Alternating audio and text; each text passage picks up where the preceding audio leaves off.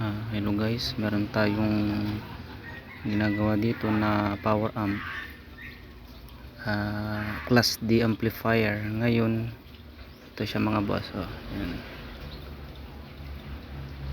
D-Muse na power amp, 600 watts per channel, inverter type siya mga boss. Yan po, bali ang issue nito is yung may-ari na customer, pinapalitan daw niya ng fuse. Palaging sabog yung fuse niya, mga boss.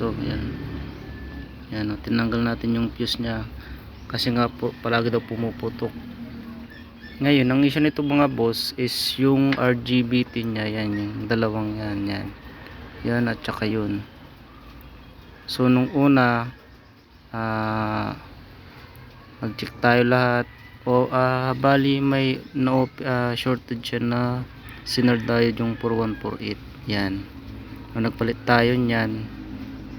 Tapos nag-check tayo ng yung galing ng controller niya, ito. So ito na nga boss, okay na siya mga boss. Try natin. So naka-test valve tayo, yan boss. So power on, yan na boss. Yun, meron na, yan. Asantayin lang natin yan, yun. Okay na siya mga boss. Ibabalik na lang natin siya. So okay, hanggang dito na lang mga boss.